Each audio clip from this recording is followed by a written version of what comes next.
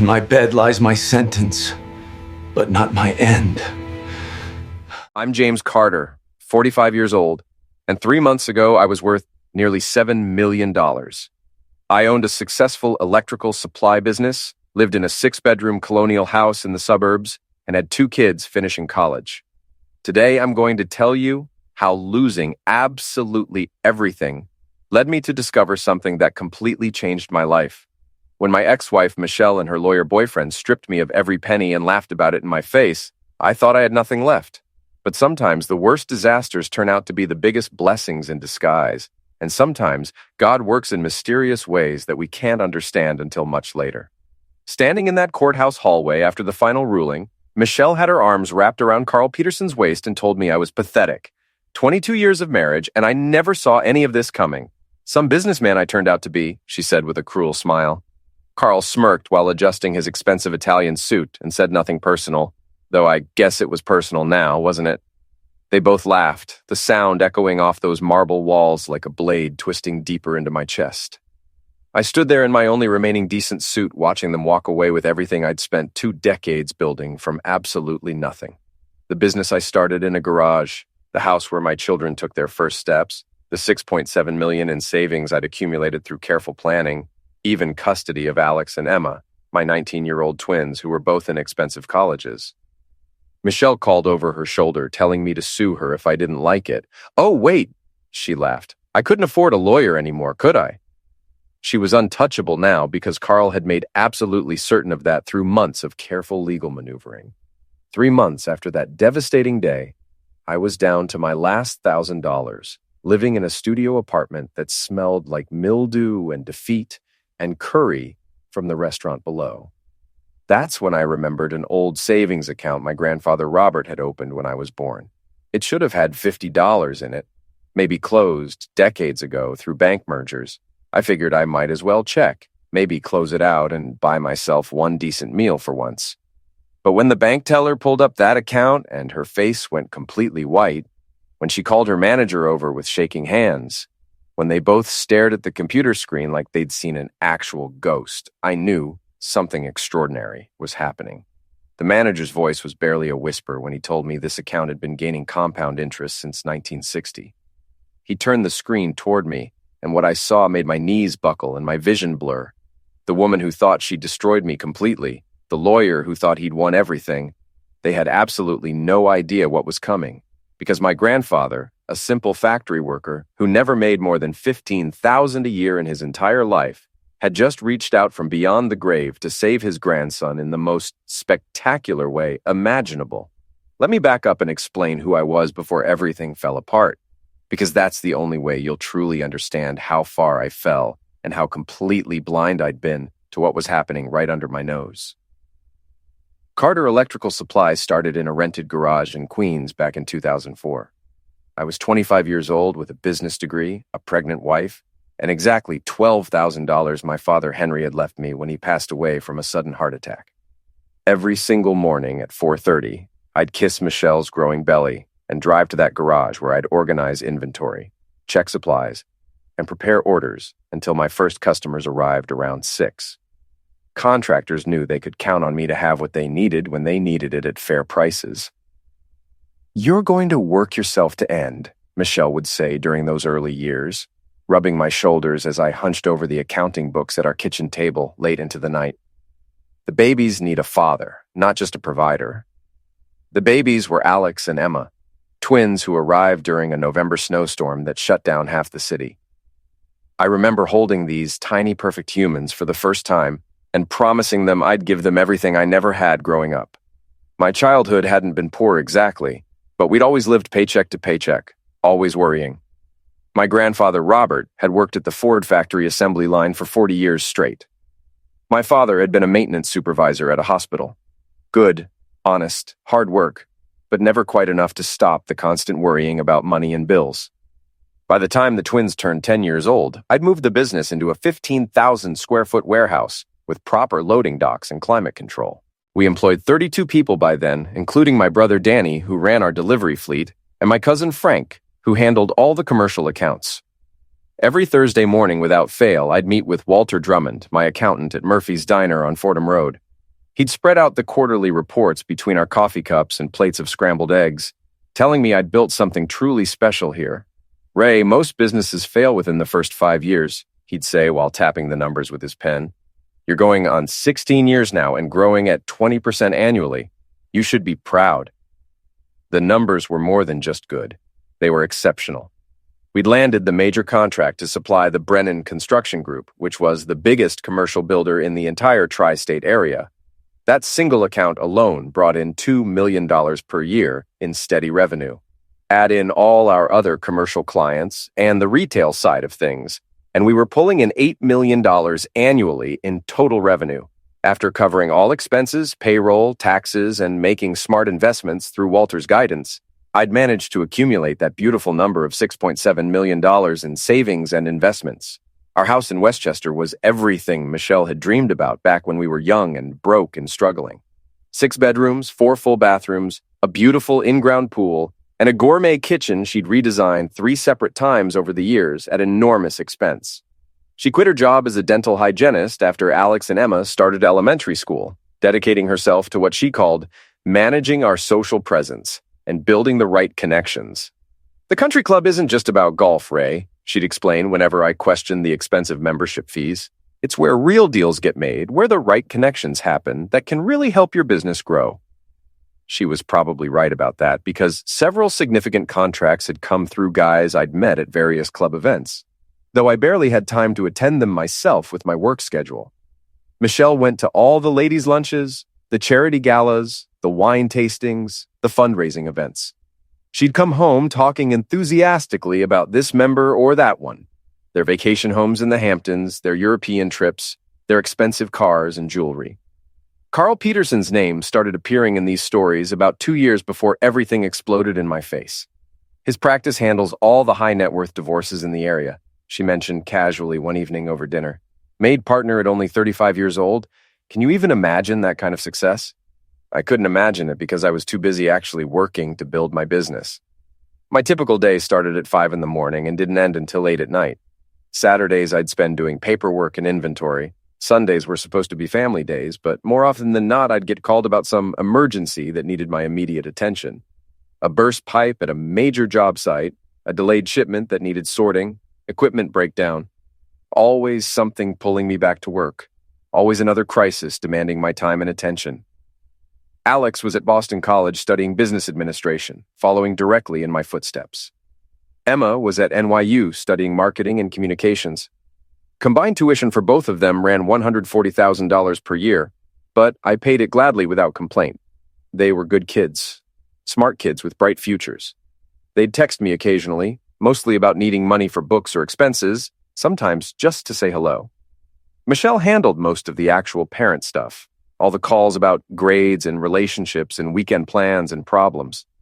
I once overheard Emma tell her friend on speakerphone that Dad was always working, and Mom said he loved that warehouse more than he loved us. It stung hard hearing that, but I told myself I was building something for their future, securing their lives. Every 16-hour day, every missed recital or game, every family vacation I postponed for work emergencies, it was all an investment in their future security. The business would be theirs one day. The money would ensure they never struggled, like I had growing up. My father had been dead 5 years by that point, but sometimes I'd still hear his voice clearly in my head saying, "Nobody ever lay on their deathbed wishing they'd spent more time at the office, son." But I'd push that voice aside consistently, along with the growing distance I could see in Michelle's eyes, and the way she'd started staying out later and later, drinking more wine, treating our bedroom like a hotel room she was just passing through temporarily. I thought we were building an empire together as partners. I didn't realize she was actively planning its complete demolition with another man. Tuesday, March 14th, is burned into my memory forever like a brand. I left the warehouse early for once, around 3 in the afternoon, because it was our 22nd wedding anniversary, and I wanted to do something special. I had 24 red roses sitting on the passenger seat and reservations at Chez Laurent, the fancy French place where we'd gotten engaged all those years ago when we were young and hopeful. The first thing I noticed pulling up to our house was Carl's distinctive black BMW sitting right there in my driveway. I knew that car because Michelle had pointed it out at the country club just 2 months earlier, going on and on about the custom leather interior and the 6-figure price tag. The second thing I noticed was that our bedroom curtains were drawn shut, which was extremely strange for the middle of a weekday afternoon. I stood in my own foyer for a full minute with roses still in my hand, listening to the unmistakable sounds coming from upstairs. My bedroom, my bed, my wife. The laughter was what finally made me move toward the stairs. Not guilty or nervous laughter, but comfortable, familiar laughter. Like they'd been doing this for so long, it had become a comfortable routine for them. But I didn't confront them or storm upstairs. Instead, I walked back outside and sat in my truck for 3 full hours, watching and waiting. Carl left my house at 6:30, kissing my wife goodbye right at my front door like he owned the place and owned her. Michelle waved from the doorway wearing that silk robe I'd bought her for Christmas, smiling at him like a teenager. When I finally went inside at 8 o'clock, she was freshly showered and smelling of expensive soap, cooking dinner, humming a cheerful tune to herself. She said I was late without even looking up from the stove where she was stirring something. Anniversary or not, you could have at least called to let me know, she said with irritation in her voice. I didn't say anything. I just stood there holding wilted roses, realizing my entire marriage had been a lie. The divorce papers were served the very next morning at exactly 9:15. I was right in the middle of an important staff meeting when the process server walked into our conference room with a manila envelope. All 32 of my employees watched in stunned silence as I was handed the legal documents that would systematically destroy everything I'd spent 20 years building from nothing. Danny, my brother, immediately stood up like he was ready to physically throw the guy out of the building, but I waved him off. My hands were surprisingly steady as I opened that envelope and started reading. Michelle wasn't just asking for a simple divorce. She was claiming abandonment, emotional misuse, financial manipulation, hidden assets, and even infidelity on my part. Every single accusation was a complete fabricated lie. But that didn't matter one bit. Carl had crafted an absolute masterpiece of legal destruction. The first official meeting with the lawyers was held in Carl's corner office downtown, an obvious power play showing me exactly who was in control of this situation. Michelle sat beside him in a brand new designer suit with diamond earrings I'd never seen before, catching and reflecting the light. She refused to look directly at me. Carl began by announcing that his client had been suffering in complete silence for years. My workaholism, my emotional absence, my prioritization of money over family, he listed. We have extensive documentation going back 5 years, he said smoothly. My lawyer, Paul Redfield, asked, what documentation exactly? Carl produced an entire box of files containing journals Michelle had supposedly kept, meticulously detailing my neglect, photos of me at work during family events, bank statements she claimed showed suspicious transfers to hidden accounts, even sworn affidavits from country club members saying they'd personally witnessed my controlling behavior and verbal aggression toward her. This is complete fiction, I said, my voice cracking with emotion. Michelle, tell them these are all lies. She finally looked directly at me, and her eyes were absolutely cold as winter ice. The only lie, she said slowly, was me pretending our marriage meant anything to you, Ray. Carl helped me finally see the truth about who you really are. The forensic accountant they brought in to examine my finances was Carl's cousin, though we didn't discover that crucial fact until much later. He testified convincingly that I'd been systematically hiding assets, moving money offshore to untraceable accounts, deliberately undervaluing the business to cheat Michelle. Every denial I made cost me thousands more in legal fees. Every document I had to produce took precious time and more money I was rapidly running out of. Paul was completely overwhelmed, outgunned by Carl's resources, and I think genuinely afraid of Carl's brutal reputation in divorce court. During a brief break in proceedings, Paul pulled me aside and told me they were requesting full custody of the twins. Even though they're 19 years old, it affects support calculations significantly, he explained. I asked incredulously how she could possibly get custody of legal adults. Paul explained that legal adults who are still dependents in college means Carl knows every single loophole in family law. He's also golf buddies with Judge Brennan, Paul added quietly. Judge Martin Brennan, who I'd actually voted for in the last election, believing all his campaign promises about fairness and family values and justice. But sitting in that courtroom day after day, watching him nod along sympathetically to Carl's every word while dismissing Paul's objections, I realized justice was just another business transaction you could buy if you had the right connections. Michelle cried perfectly on cue when describing my supposed misuse, how I'd systematically isolated her from all her friends, controlled every aspect of the finances, made her feel completely worthless as a person. The woman who'd spent $40,000 remodeling our kitchen 3 times claimed I'd kept her prisoner in a loveless marriage. Alex and Emma both submitted written letters saying I'd been completely absent from their lives, always choosing work over family, never there for important moments. Those letters felt like actual knives being driven between my ribs one by one. The final hearing lasted 6 brutal hours. Carl painted a vivid picture of me as a monster who'd hidden millions while emotionally terrorizing my family for years. Judge Brennan's ruling was swift and absolutely brutal. Michelle got the house, the entire business, all the savings and investments, and full custody with maximum possible support payments calculated based on my previous income level. I was left with literally nothing except the clothes I was currently wearing and a 20-year-old Honda Civic I'd kept in the garage for sentimental reasons because it was my first car. Carl announced loudly enough for everyone in the courthouse hallway to hear that this was real justice. Then, much quieter, just for me to hear, he leaned in and whispered that she tasted absolutely amazing, by the way. They both laughed, walking away, arm in arm. The studio apartment on Belmont Avenue cost $800 per month and came with a spectacular view of a solid brick wall and the constant, overwhelming smell of curry from the Indian restaurant directly below. After 3 long months living there, I'd memorized every single water stain on the ceiling, every crack in the plaster walls, every hour the upstairs neighbor's baby cried inconsolably. My diet consisted entirely of instant ramen noodles, peanut butter sandwiches on cheap white bread, and whatever was currently on sale at the dollar store. The worst part wasn't even the grinding poverty. It was the complete invisibility, the erasure of my entire existence. Former employees would literally cross the street when they saw me coming down the sidewalk. Guys from the country club would pretend not to recognize me at the gas station. Even Danny, my own brother, had to keep his distance because Michelle had kept him employed at the company, and he desperately needed that job to support his own family. During our one secret meeting at a highway rest stop far from town, he whispered that he was so sorry. "Michelle watches absolutely everything," he said. "Carl has her convinced you're planning some kind of revenge. If I get caught talking to you even once, I'm immediately fired." My bank account held exactly $1,043.17. The court had garnished 70% of my wages from the temporary warehouse job I'd found, taking it all for alimony and back support payments.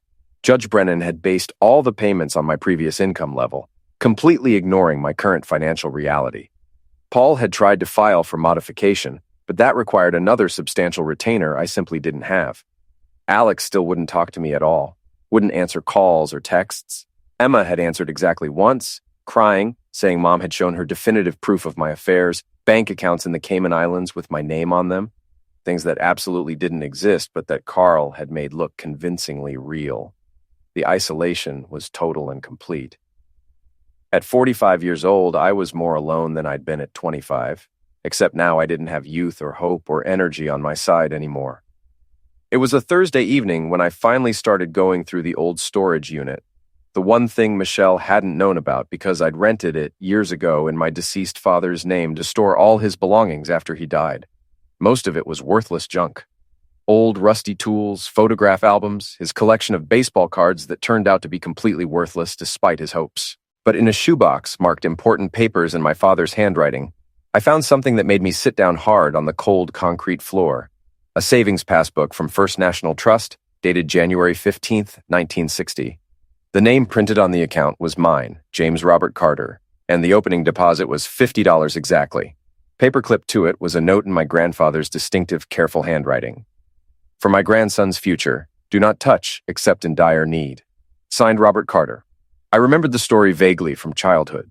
Grandpa Robert had opened the account when I was born, his very first grandchild. $50 was an entire week's salary for him back then. A significant sacrifice. My father had mentioned it once or twice over the years, but we'd all assumed the account had been closed or absorbed during one of the many bank mergers since 1960. First National Trust had been bought by Commerce Bank, which was bought by Republic Federal, which was eventually absorbed by Chase. The passbook was probably worthless now, just a relic from another era. But sitting in that storage unit surrounded by all the remnants of my father's life, I felt this strange pull to see it through, to honor my grandfather's memory somehow. My grandfather had been such a simple man who worked the Ford factory assembly line for 40 solid years. He died when I was only 10, but I still remembered his hands clearly, scarred and strong and calloused, and how he'd always slip me a dollar bill when my parents weren't looking. Save half, spend half, he'd always say with a knowing smile. Time makes money grow, James. Remember that always. The next morning, I put on my last decent shirt, the one I saved specifically for job interviews, and drove to the Chase branch that used to be First National Trust decades ago. The building had been completely renovated multiple times over the years, all modern glass and steel now, nothing like the traditional brick bank my grandfather would have known. The teller was a young woman named Patricia, very bright and professional. She smiled and asked how she could help me today. I slid the yellowed passbook across the marble counter, explaining I had a very old account from 1960 that I'd like to close out if it still existed. Patricia frowned at the ancient passbook, typed something into her computer system, then frowned deeper. "Let me check our archived system," she said, more typing. Her expression changed dramatically from confusion to complete surprise to something like shock. She asked if I could please wait just one moment because she needed to get her manager immediately. Great, I thought bitterly. They're going to tell me the account was escheated to the state decades ago or automatically closed for inactivity. Just another dead end in a life that had become nothing but dead ends. Patricia returned quickly with Theodore Grayson, the branch manager, a distinguished man in his 50s who looked like he'd seen absolutely everything in 30 years of banking. But the expression on his face suggested very clearly he hadn't seen this. He asked in a carefully controlled professional voice if I could please come with him to his office. We needed to discuss this account privately and confidentially. I followed him through the bank, my stomach tight with anxiety and low expectations. Whatever was coming, I could handle it. After everything I'd already lost, what was one more disappointment in the grand scheme of things? But walking past all the teller windows and security cameras, I couldn't help noticing that Theodore's hands were trembling slightly as he carried my grandfather's old passbook like it was made of solid gold. Theodore Grayson's office was all rich mahogany and expensive leather, with certificates and awards covering one entire wall. He gestured for me to sit in a comfortable chair, then carefully placed my grandfather's passbook on his desk like it might actually explode. His computer screen was positioned facing away from me, and I watched his fingers fly across the keyboard, his expression growing more and more incredulous with each keystroke. "Mr. Carter," he began, then stopped, cleared his throat, and started again more carefully. "This account is absolutely extraordinary. Your grandfather didn't just open a regular savings account back in 1960. He opened what was called a Century Growth Account, a very special product that First National Trust offered only briefly in 1960. He pulled out a calculator and a legal pad, making quick notations with a gold pen. The account was specifically set up with compound interest at 7.5% annually, locked and untouchable for a minimum of 45 years. The bank was contractually obligated to honor this rate through every single merger and acquisition because it was binding.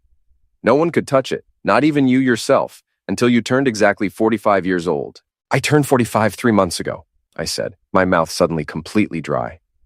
"Exactly," Theodore said, looking at me intently. "The account became legally available to you in January. Mr. Carter, do you understand how compound interest actually works over very long periods of time?" "In theory, yes," I replied. Theodore slowly turned his computer monitor to face me directly. "This is not theory," he said quietly. "This is your actual current account balance. The number displayed on the screen didn't make any sense to my brain. I blinked hard, counted all the digits carefully, blinked again. $4,847,539.28. That's completely impossible," I whispered. "It was only $50. $50 at 7.5% compound interest over 64 years, Mr. Carter," Theodore explained patiently. He pulled up a detailed spreadsheet showing the year-by-year growth pattern. Your grandfather chose the absolute perfect financial instrument at the perfect moment in time. By year 20, it was worth $212. By year 40, it had grown to $8,905. The real magic happened in the last 20 years. Pure exponential growth. My hands were shaking uncontrollably now. "Is this really mine?" I asked. "There's no mistake. No mistake whatsoever," Theodore confirmed. "But, Mr. Carter, that's not everything." He opened a filing cabinet and pulled out a folder that looked as old and yellowed as the passbook itself. Your grandfather also established what we call an investment addendum to this account. In 1965, he instructed the bank to purchase exactly $100 worth of shares in a small textile company called Berkshire Hathaway. The entire room seemed to tilt sideways. Berkshire Hathaway, I managed to say. Warren Buffett's company? The very same, Theodore replied with a slight smile. In 1965, those shares cost approximately $19 each. Your grandfather purchased 5 shares total. Today, after multiple stock splits and 60 years of Warren Buffett's investment genius, those 5 original shares are worth approximately $8.2 million. I couldn't speak at all, couldn't even breathe properly. Theodore poured me a glass of water from a crystal decanter on his desk, and I drank it without tasting anything. Your grandfather left very specific, detailed instructions, Theodore continued, reaching into the folder and pulling out a yellowed envelope with my name written on it in fountain pen. This letter was to be given to you when you accessed the account. With fingers trembling so badly I could barely function, I opened the envelope. Inside, written in my grandfather's distinctive, careful handwriting, was a letter. Dear James, if you are reading this, you have reached the age of wisdom and found yourself in dire need. I knew nothing of your future when I wrote this, only that life has terrible storms and every man needs a safe harbor. Your father Henry is a good man, but he thinks small. You, I believe, will think bigger. But even big thinkers can be brought low by circumstances they cannot control. I am a simple man who learned 3 things. First, money is not wealth, time is. Second, what is hidden cannot be stolen. Third, a man who seems to have nothing is often richer than a man who shows everything. I chose Berkshire Hathaway because I met a young man named Warren at a factory tour who spoke sense about value and patience. Maybe it will amount to nothing. Maybe it will amount to everything. Use this gift wisely. Trust no one completely, not even those who share your bed. The world is full of Carl Petersons and Michelles, though they wore different names in my day. Your grandfather, Robert Carter. P.S. Never let them see all your cards, James. Never. I looked up at Theodore through tears blurring my vision. He knew, I said in wonder. Somehow he knew this would happen. Theodore said softly there was one more critical thing I needed to understand. The account instructions specified very clearly that any attempt to access it before my 45th birthday would immediately forfeit all interest and investment gains. The account would revert to just the original $50 deposit. If my ex-wife had discovered this during divorce proceedings and tried to claim it as a marital asset, she would have destroyed its entire value. The timing had to be perfect. The irony hit me like an actual physical blow to the chest. Michelle and Carl had been so thorough, so convinced they'd found every last penny. They'd hired expensive forensic accountants, investigated every bank account I'd ever opened, traced every single transaction going back years.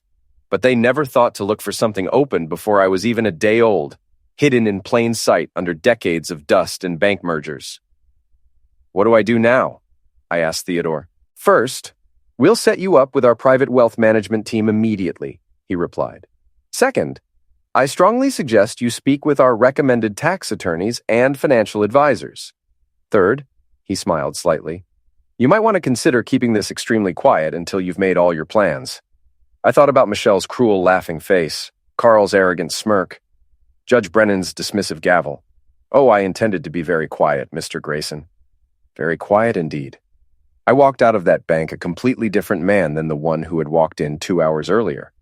Not just because of the money, though that was life-changing, but because I finally understood what my grandfather had tried to teach me across the decades.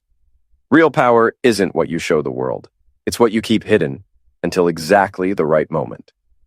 For 2 full weeks, I continued living in that studio apartment, eating ramen, going to my warehouse job, acting completely defeated. I told absolutely no one about the fortune now sitting in my new accounts.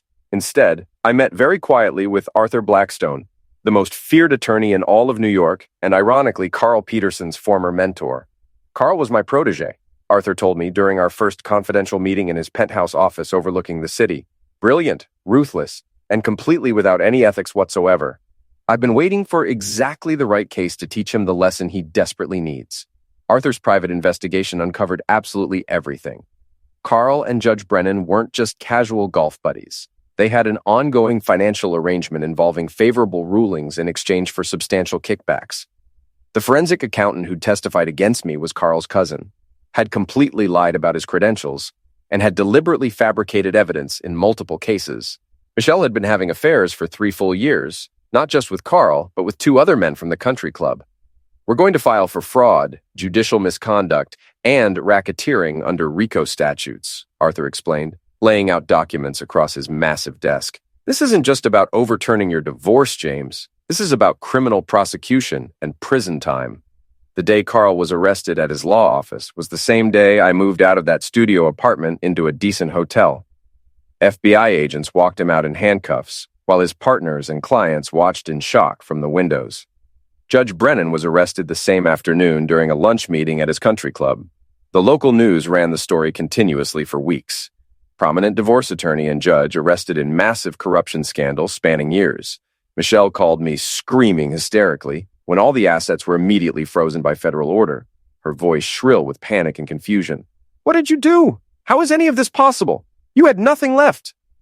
I replied very calmly that I had nothing she could see. My grandfather taught me that lesson, though it took losing everything to truly understand it.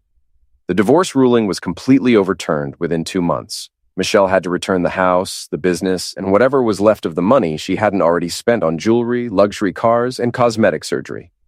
Carl, facing disbarment and serious federal prison time, turned on her completely to save himself, revealing in detail that she'd helped plan the entire scheme from the very beginning, coaching him on exactly what assets to target and how to manipulate the children against me. Alex and Emma came to see me after the full truth came out in the news, both of them crying before they even reached my door. They'd been shown fake documents, told elaborate convincing lies, systematically manipulated by their own mother into believing I was a monster who'd abandoned them for work and money. Emma sobbed in my arms, saying Mom had shown them bank statements with my name on accounts in the Cayman Islands, emails to supposed mistresses, photos that were clearly doctored, but looked real enough to convince 2 kids who wanted to believe their mother. "Dad, we're so sorry," Alex said, his voice breaking completely. "She showed us everything. It all looked so legitimate. How were we supposed to know she was lying?" I told them they were my children and there was absolutely nothing to forgive. They were sufferers, too, in all of this. Michelle had used them as weapons, turning them against me to strengthen her legal case and break me emotionally. I sold Carter Electrical Supply 6 months later for $12 million to Brennan Construction, who still needed a reliable supplier and wanted to distance themselves from the scandal. Combined with my grandfather's gift, I had more money than I'd ever dreamed of possessing. But I lived modestly, buying a simple 3-bedroom house in a quiet neighborhood far from Westchester and the country club crowd that had turned their backs on me. I established the Robert Carter Foundation, focusing exclusively on financial literacy for working-class families. Every month, I personally teach classes at the community center explaining compound interest, long-term investing, and the patient accumulation of real wealth.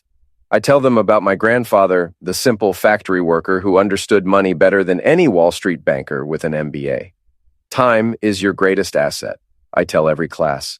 Not what you earn, but how long you let it grow. Danny runs the foundation's day-to-day operations now, and we've reconnected as brothers after years of forced distance. We've helped 300 families start their own investment accounts, teaching them what my grandfather knew instinctively. Michelle works as a receptionist at a dental office now, the exact same type of job she had when we first met over 20 years ago. She's living with her sister in a small apartment, driving a 10-year-old Toyota, and dealing with the reality that she threw away everything for a man who abandoned her the instant things got difficult. Carl was disbarred permanently and sentenced to 3 years in federal prison for fraud and racketeering. Judge Brennan got 5 years and lost his entire pension. The investigation revealed they'd manipulated dozens of cases together over the years, destroying families for personal profit. Sometimes justice does win, it just takes patience. But here's what I really learned from all of this.